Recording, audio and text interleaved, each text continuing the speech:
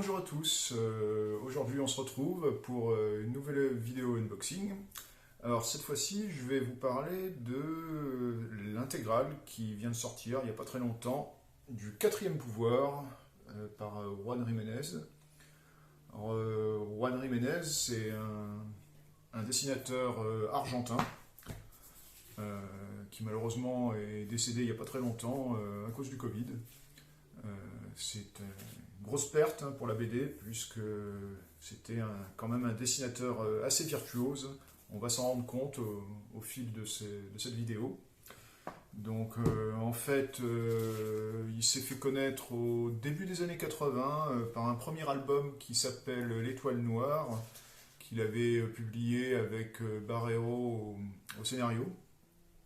Et ce premier album a fait très très forte impression quand on a découvert son dessin en couleur directe et son univers science-fictionnel assez impressionnant pour l'époque. Alors assez vite, il a publié d'autres albums. Alors avec Carlos Trio, il a publié un album qui s'appelait Gangrène, qui était assez impressionnant aussi. Et puis petit à petit, il a continué à publier des histoires courtes dans des publications en Espagne, en Italie, en France. En France, par exemple, il a publié dans Spécial USA, le magazine. Il a sorti d'autres albums, par exemple Mutante, qui était pas mal aussi. Et puis petit à petit, il s'est mis à lancer des séries dont il faisait lui-même le scénario. Alors, par exemple, moi je vous conseille fortement de découvrir les aventures de Léo Roa, qui est une BD de science-fiction et d'humour en même temps. C'est vraiment très très bon, moi j'ai beaucoup aimé. Et puis après, bon, alors la renommée de Jiménez s'est fortement étendue dès qu'il a rencontré Alejandro Jodorowsky, avec qui il a créé bien le spin-off de la série L'Incal que Jodorowsky avait créé avec Moebius. Jiménez et Jodorowsky ont créé la caste des métabarons, qui a eu vraiment beaucoup de succès et c'était mérité. Alors il y a eu 8 albums comme ça qui sont parus, plus un hors-série qui s'appelle La Maison des Ancêtres. Si vous ne connaissez pas, ça serait étonnant d'ailleurs que vous ne connaissiez pas, il faut lire ça absolument, c'est vraiment très très bon. Et donc dans l'intervalle, c'est-à-dire entre le milieu des années 90 et le début des années 2000, Jiménez s'est principalement consacré à cette série qui a remporté beaucoup de succès. Mais la série étant bouclée, il a recommencé à créer de nouvelles histoires, de nouveaux univers. Une des dernières séries qu'il ait créées, ça s'appelle Moi Dragon. Alors en France, on n'a pas été très très gâtés, puisque il n'y a eu que le premier tome qui est sorti aux éditions du Lombard. Alors c'est une trilogie en fait, il y a 3 tomes qui sont sortis. Alors les tomes 2 et 3 sont bien sortis en Espagne, par exemple, mais jamais en France. Heureusement, le Lombard s'est rattrapé ensuite en sortant l'intégrale. Mais ce qui est dommage, c'est que ceux qui ont acheté le tome 1, en fait, le tome 1, s'ils voulaient la suite, ils étaient obligés d'acheter l'intégrale qui contenait aussi le tome 1. Donc ça, c'est un coût éditorial assez petit de la part du Lombard. Enfin bon. Cette série, malgré tout, Moi Dragon, bien qu'elle n'atteigne pas la qualité de, par exemple, la Caste des Métabarons, est tout à fait recommandable. Alors, il y a une autre série, donc, auquel on va s'intéresser aujourd'hui, qui s'appelle Le Quatrième Pouvoir. Alors, l'histoire de cette série est un peu particulière, puisque le premier tome du Quatrième Pouvoir est sorti en 1989, si je me rappelle bien. Et c'était pas forcément d'ailleurs un album qui était appelé à avoir une suite, même si Jiménez y avait pensé à l'époque. Et de toute façon, ça a été oublié assez vite, parce que devant le succès de la Caste des Métabarons, il n'a pas pu dessiner la suite éventuellement prévue de ce quatrième pouvoir. Et donc la suite n'est apparue que quand il a terminé la case des Métabarons, c'est-à-dire que le tome 2 est apparu en 2004, je crois. Du coup, le tome 1 est ressorti avec une nouvelle couverture et carrément un nouveau titre. Il ne fallait pas se faire avoir, hein, d'ailleurs, pour ceux qui avaient déjà le tome 1 de 1989, c'était pas une nouveauté, hein. C'était juste un reformatage pour s'insérer dans la série que Jiménez donc projetait de développer. Alors ensuite d'ailleurs sont sortis un tome 3 qui s'appelle Enfer Vert, qui est ma petite préférence d'ailleurs dans la tétralogie, et un tome 4 qui est un peu particulier, hein, puisqu'il n'est... C'est un peu un tome hors série, mais qui se passe dans le même univers malgré tout. Et malheureusement, cette série n'aura jamais de fin, puisque Jiménez, je vous l'ai dit, est décédé il y a peu.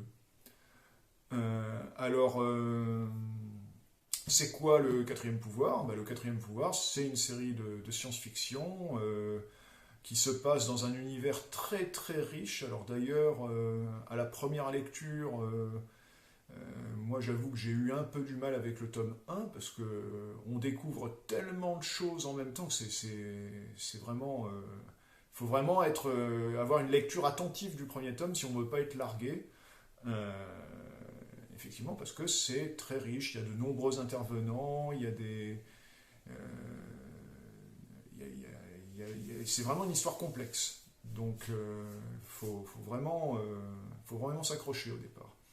Alors après, quand on est bien immergé dans l'univers, ça passe très bien, je vous rassure, hein.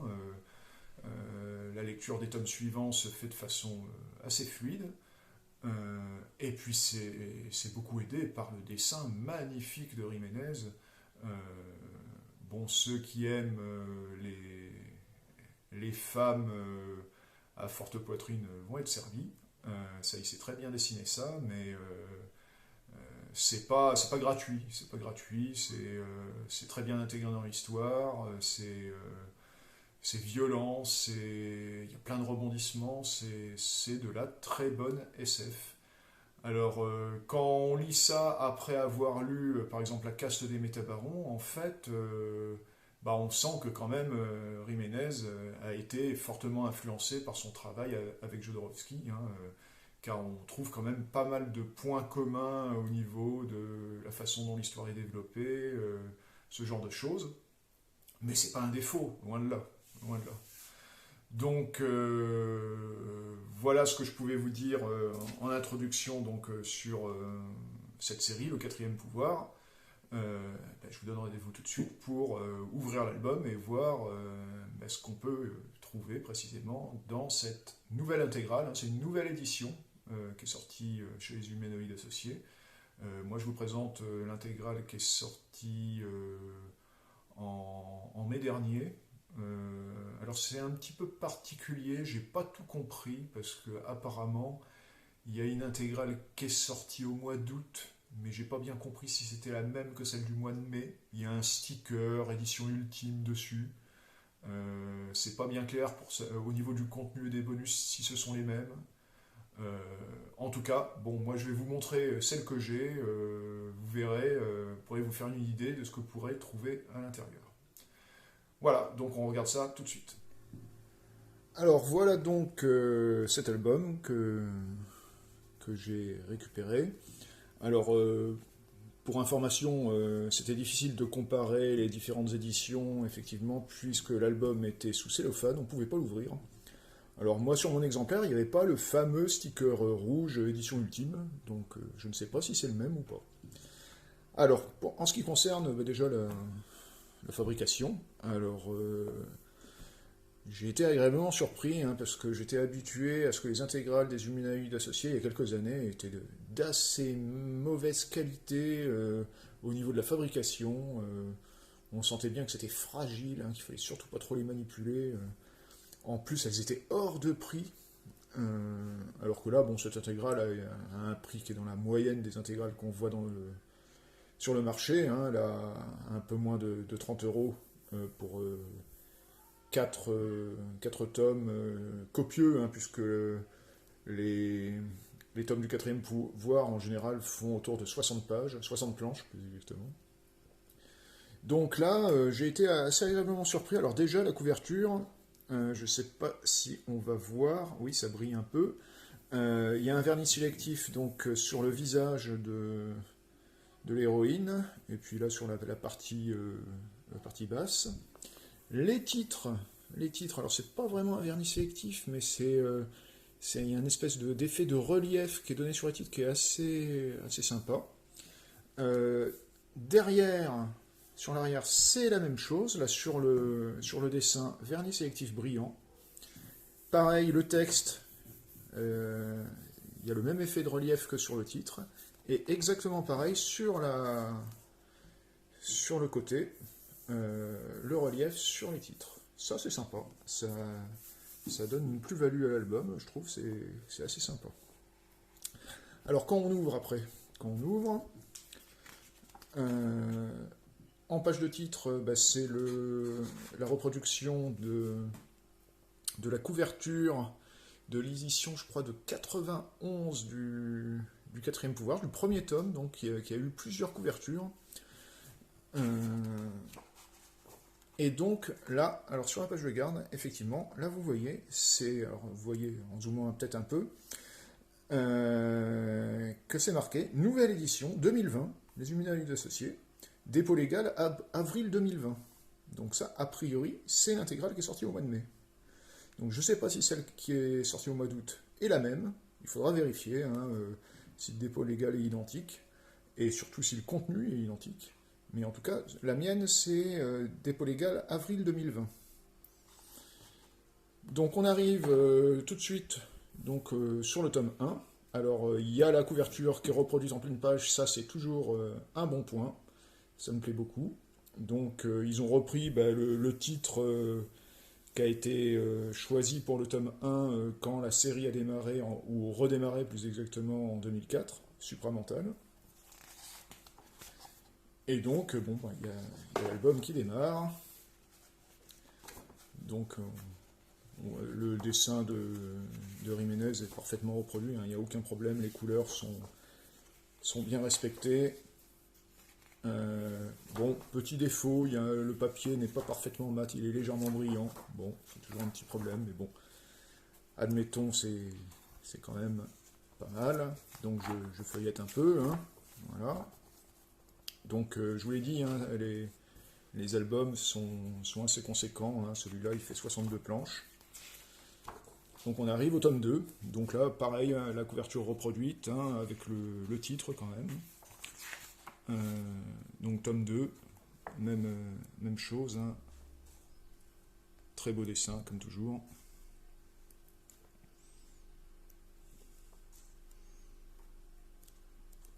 Donc le tome 2, il fait 62 planches aussi.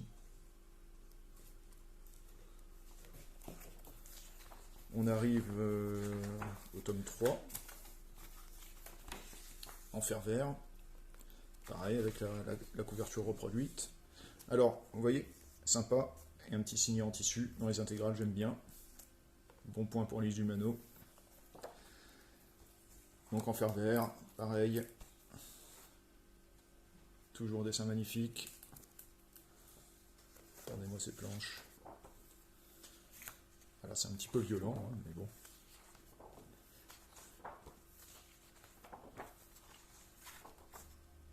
On dirait presque lincage. Et on arrive au tome 4, qui était un peu particulier, je vous le disais précédemment. Toujours avec sa couverture reproduite. Alors, le tome 4 est un peu plus court, je crois qu'il doit faire 54 ou 56 planches, mais ça reste toujours très sympa à lire.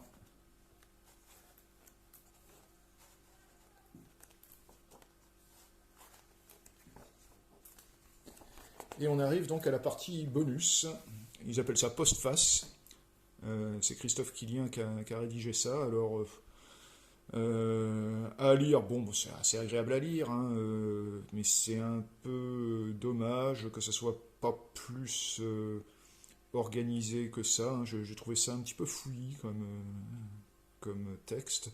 Alors il s'est entrecoupé d'extraits d'interviews de Jiménez, hein, qui sont toujours intéressantes à lire.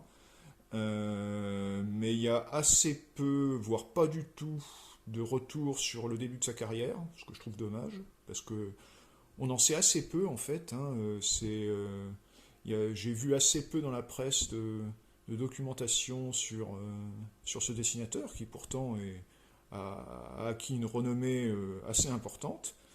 Et c'est bien dommage. Alors il me semble qu'il y a quelques artbooks qui sont sortis, mais ils sont sortis chez des éditeurs assez confidentiels, donc moi j'ai jamais réussi à mettre la main dessus, hein.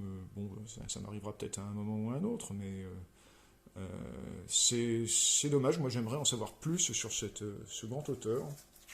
Alors, ce, ce petit dossier, hein, qui doit faire une douzaine de pages, est toujours le bienvenu, hein. Alors surtout que c'est illustré quand même de croquis, d'essais de couverture. Là, c'était des études pour mettre au point la moto de l'héroïne. Ça, c'est les premiers ancrages de la couverture du tome 1. Jiménez nous explique en fait que bon, c'est de la science-fiction, mais il voulait quand même rendre ça le plus crédible possible. Donc c'est pour ça qu'il prenait le temps de peaufiner toutes les parties technologiques qui apparaissaient dans ses dessins. Donc là, c'est des crayonnés de planche, effectivement, là aussi. Alors il y a même un crayonné d'une planche qui finalement n'est pas dans les albums. Donc là, c'est des études pour les couvertures. Et voilà, on finit par le crayonné de la couverture du tome 2. Voilà, donc c'est un... Il y a des choses intéressantes dans ce dossier, mais bon, si c'est ça l'édition ultime, c'est quand même un peu exagéré, hein. Voilà. Mais bon, il y a des choses, mais on aurait pu faire beaucoup, beaucoup, beaucoup mieux. Voilà. Donc voilà pour cet album, hein, pour ce quatrième pouvoir, nouvelle intégrale parue chez les Humano. Alors c'est parti pour les notes du jour. Donc on commence par la qualité de fabrication. Vous avez compris, je suis satisfait. Vernis sélectif, lettrage en relief sur toutes les faces, hein, arrière, avant, sur le côté. Le signe en tissu, tout ça c'est des bons points. Seul mauvais point, la qualité du papier qui est légèrement brillante. Bon, pas trop, donc ça va. Donc pour toutes ces raisons, je vais sans trop hésiter attribuer la note de 4 sur 5 à la qualité de fabrication. Bravo les Humano qui ont fait des progrès dans ce domaine. Alors après, l'intérêt des bonus, là je vais être plus sévère. C'est bien pour les couvertures reproduites en pleine page. C'est bien d'avoir voulu mettre un dossier à la fin de l'intégrale. Le problème, c'est que le dossier, bon, en dehors des illustrations qui sont pas mal, hein, c'est des essais de croquis, des essais de couverture, de préversion de planche. Tout ça, c'est toujours intéressant. Mais le texte qui l'accompagne est relativement pauvre en informations sur la carrière de Jiménez, et ça c'est très dommage, parce qu'on aurait voulu en savoir beaucoup plus, et c'est pas le cas. C'est pas le cas, c'est assez pauvre à ce niveau-là.